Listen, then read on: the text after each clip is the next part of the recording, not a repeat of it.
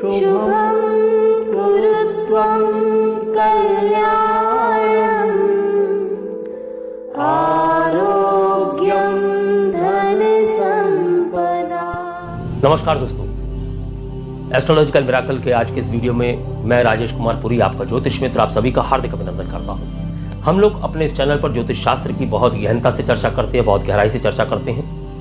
और जब हम किसी बात की गहराई को ढूंढने लगते हैं तो हम पूर्व में भी आपको बता चुके हैं कि हम विभिन्न शास्त्रों का अध्ययन करके शास्त्रों में से वह जानकारी प्राप्त करके आप लोगों तक पहुंचाते हैं। ऐसे में कोई हमारे चैनल पर आकर यह कमेंट करता है कि हमारा फलित उतना मजबूत है या नहीं, इस बात की जानकारी लोगों को नहीं हो पा रही है। तो फलित सेक्शन तक हम पहुंच चुके हैं। हम फलित की ही बात करने जा रहे हैं, लेकिन फलित जानने से पहले कुछ विशेष बातों का जानना आवश्यक है। हमारे चैनल पर आपने ग्रहों को पढ़ा, नक्षत्रों को पढ़ा, भावों को पढ़ा, ग्रहों के उपाय पढ़े, वह सभी आपने देख लिया होगा। और यदि आपने अभी तक नहीं देखा है तो मैं आपसे गुजारिश करूंगा कि आप आई बटन में जाएं, इस एक श्रृंखला को वहां देखें और हमारे चैनल पर बाकी सभी श्रृंखलाओं को एक एक करके आप देख सकते हैं। यानी कि यहां से आप नक्षत्रों को देख सकते हैं और आपका जो जन्म नक्षत्र है उसके अनुसार आप अपने बारे में जान सकते हैं। नक्षत्र अकेला ही बहुत कुछ कह देता है।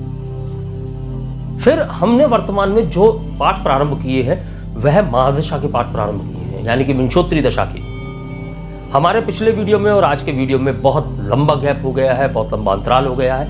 इसका कारण पर्सनल भी है और कुछ आप लोगों की कुंडलियां इतनी अधिक मात्रा में हमारे पास आने लगी कि हम समय निकाल नहीं पा रहे थे।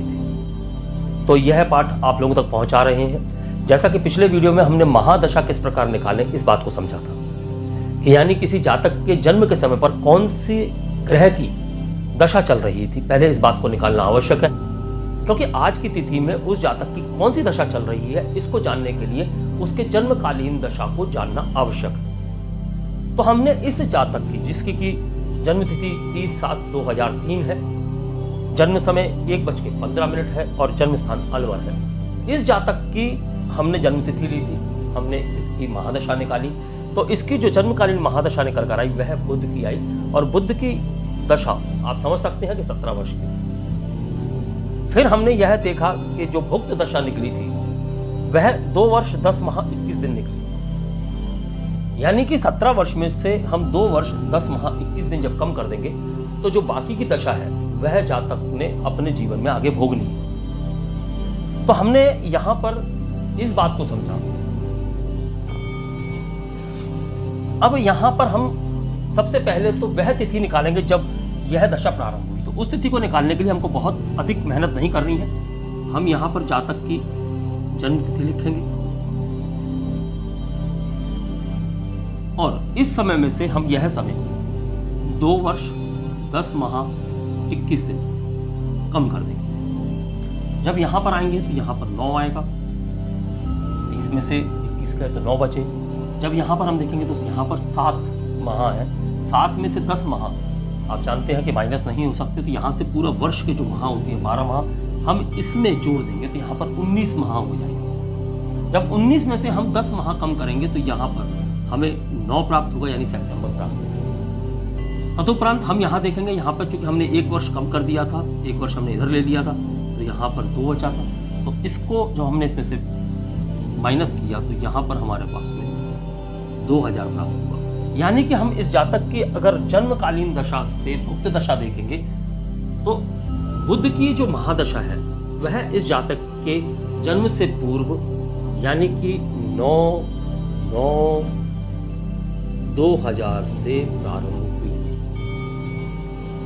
फिर हमने आगे इस बात को समझ लिया कि जब हमने यह दशा निकाल ली, अब हमने इस दशा में से हमने यह लिया कि 17 वर्ष का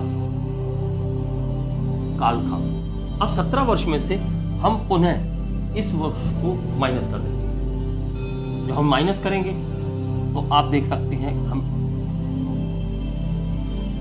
2 वर्ष 10 माह 21 दिन। अब इसको माइनस करने के लिए हम सबसे पहले यहां पर 1 माह ले लेंगे, यानी कि हमने यहां 30 दिन ले लिया। अब यहां पर हमने चूंकि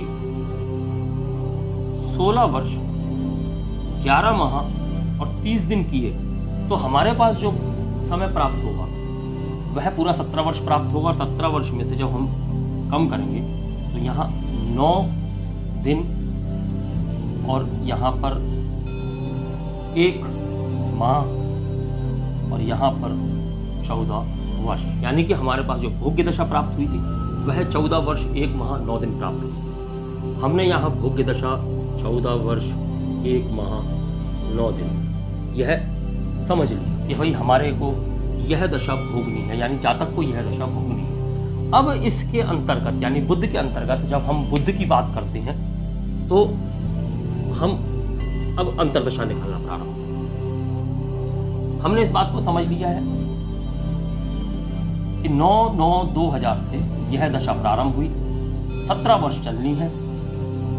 और उस 17 वर्ष में हमने, आप यूं भी समझ सकते हैं कि जब हमने 14 वर्ष इसके अंदर जोड़ेंगे हम, यानी कि हम 2000, 3, 7 और 30 इसके अंदर हम 14 वर्ष 1 माह और 9 दिन यहाँ पर जोड़ेंगे तो 30 और 9 39, तो हमें यहाँ 9 प्राप्त होगा। तो 30 का पूरा माह हम इधर जोड़ देंगे तो यहाँ पर हमें प्राप्त होगा 8 और 1 9, और यहाँ पर हमें प्राप्त होगा 2017। यानी कि यह जो महादशा है बुध की इस जातक के जीवन में 9/9/2017 तक चलने वाली है, यानी कि 2017 निकल चुका है, यानी कि इस जातक की यह महादशा इस तिथि तक चली। अब इस तिथि में हम यह जानेंगे जो अंतर्दशाएं चली। तो सबसे पहले बुध में बुध की ही दशा चलेगी, तो इसको किस प्रकार से निकालेंगे? तो जब हम बुध में बुध की दशा की बात करेंगे तो हम यहाँ बुध के दशा वर्ष लेंगे 17, पुनः हम बुध के दशा वर्ष लेंगे, क्योंकि हम यहाँ पर अंतर्दशा निकाल रहे हैं तो 17 फिर से हम ले लेंगे और यहाँ पर हम इसमें से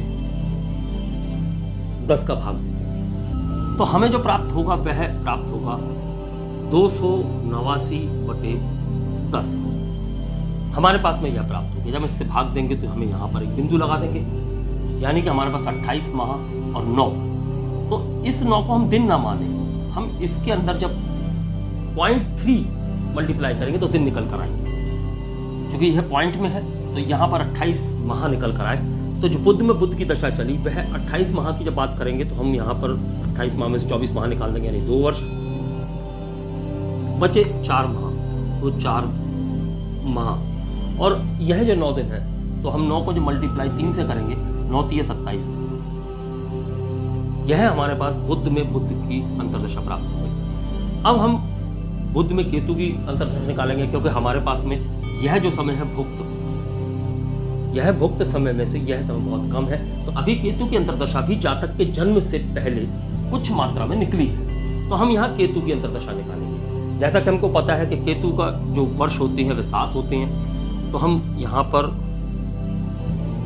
बुध में केतु, तो हम यहाँ 17 × 7/10 जब यह निकालेंगे तो हमारे पास में प्राप्त होगा 119/10। तो वही जब 10 से हम इसको 119 को भाग देंगे तो हमारे पास में 11.9 प्राप्त होगा, यानी हमारे पास 11 माह और 9 × 3 = 27 दिन।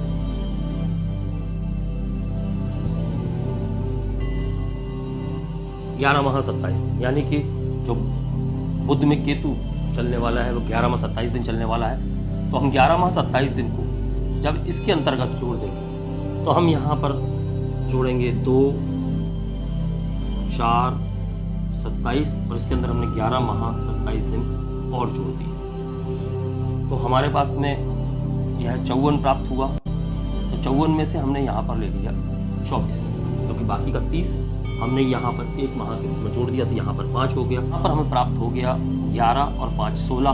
तो 16 में से हम यहाँ सिर्फ 4 माह ले सकते हैं, उन्हें हम यहाँ 4 माह ले लेंगे और जो 1 वर्ष है वो यहाँ चला जाएगा। तो हमारे पास में 3 वर्ष 4 माह और 24 दिन का समय प्राप्त होगा। अब 3 वर्ष 4 माह 24 दिन में से हम यह जो समय है 2 वर्ष 10 माह 21 दिन यह समय निकाल देंगे।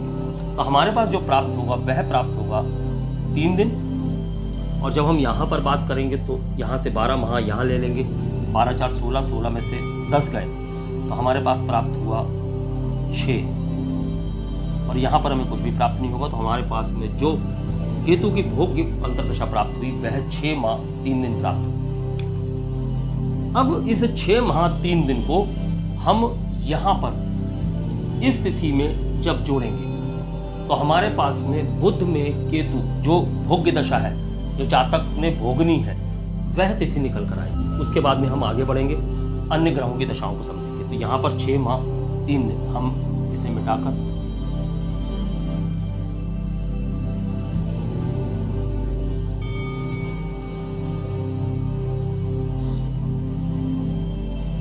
तो हम पूरी दशा ना लिखते हुए अब बुध में केतु की वह दशा लिखेंगे जहां से वह जातक के जीवन में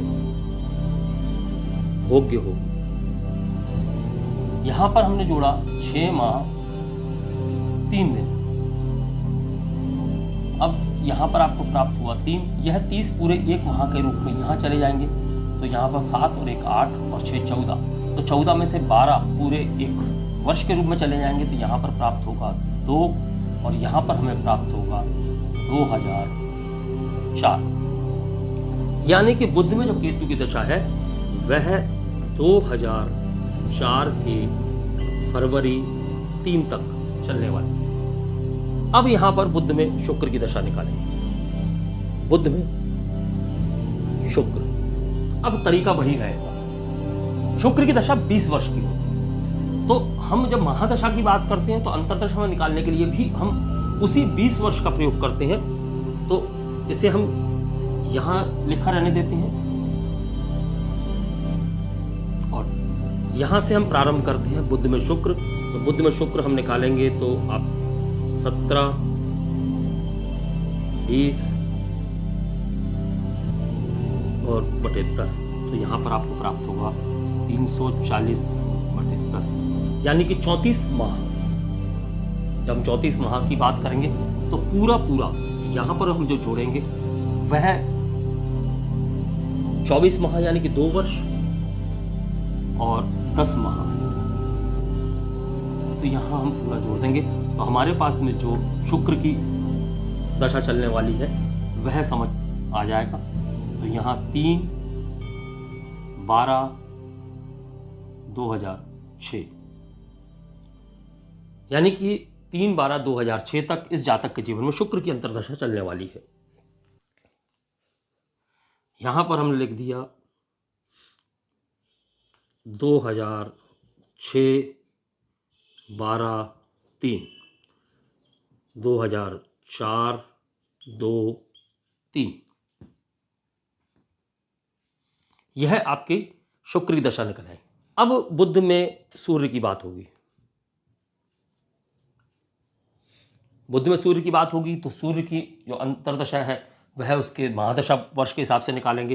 तो हम यहाँ पर बुध के 17 वर्ष और सूर्य के 6 वर्ष यह ले लेंगे।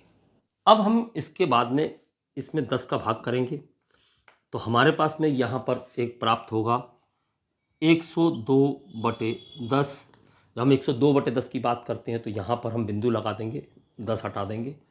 यहाँ पर हमारे पास 10 माह और 2/3 यानी कि 6 दिन, 10 माह 6 दिन का समय आ जाएगा। जब हम इस फिगर में 10 माह 6 दिन जोड़ेंगे तो हमारे पास में 9 10 2007 यह तारीख प्राप्त हो जाएगी। यानी कि सूर्य की दशा यहाँ पर जो चलने वाली है 2007 के 10वें माह में 9 तारीख तक चलेगी। उसके बाद में चंद्र की बात करेंगे। बुध में चंद्र, तो चंद्र के लिए हम 10 वर्ष लेंगे तो 170 निकल कर आएगा। 170 में जब हम 10 का भाग देंगे तो 17 निकल कर आएगा। 17 माह की बात करेंगे तो 1 वर्ष 5 माह की बात होगी। 1 वर्ष 5 माह का मतलब है कि हम यहाँ पर 5 माह जोड़ेंगे और यहाँ पर 1 वर्ष जोड़ेंगे तो हमारे पास में यह तारीख प्राप्त होगी 9 और 15 यानी कि हमारे पास यहाँ तीसरा महीना प्राप्त होगा, और यहाँ 7 और एक 8 और एक 9, तो 2009 प्राप्त होगा। फिर हम बुध में मंगल की बात करेंगे। जब बुध में मंगल की बात करेंगे तो हम मंगल के वर्ष लेंगे, मंगल के 7 वर्ष होते हैं, तो आप वही 17 7 119 की बात करें तो 11 माह और 9 तिया 27 दिन आएंगे। तो 11 माह 27 दिन को हम यहाँ पर जोड़ देंगे, तो यहाँ पर हमें प्राप्त होगा 6, 27 और 9 36।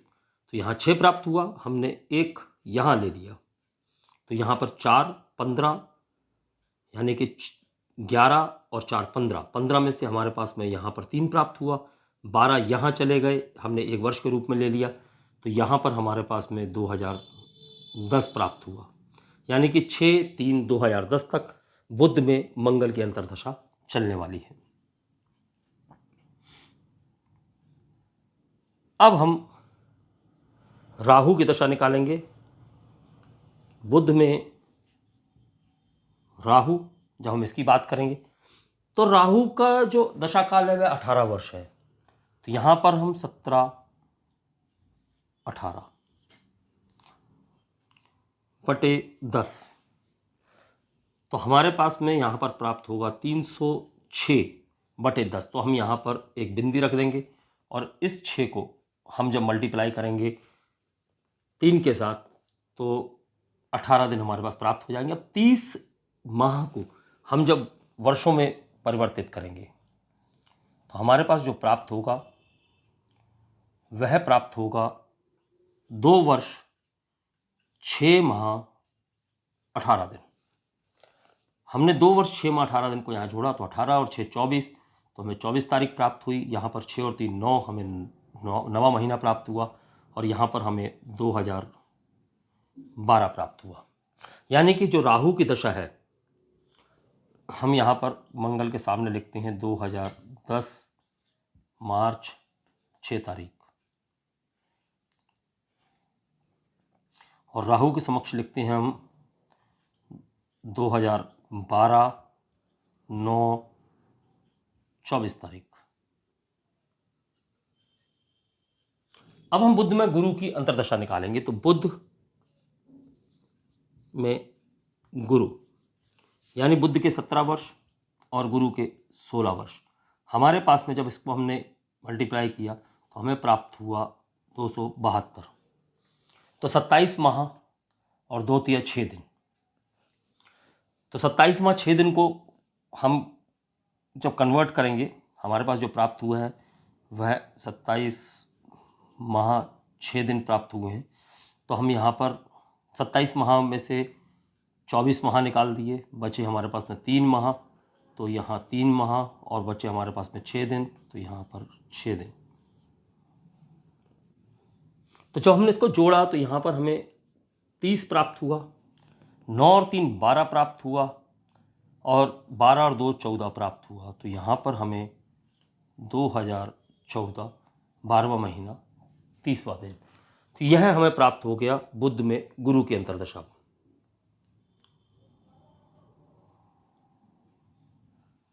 अब हम अंततः प्राप्त करेंगे शनि की अंतर्दशा बुध के अंतर्गत। तो हम यहाँ पर एक केतु वाला सेक्शन मिटा देते हैं, यहाँ पर हम बुध में शनि निकालेंगे।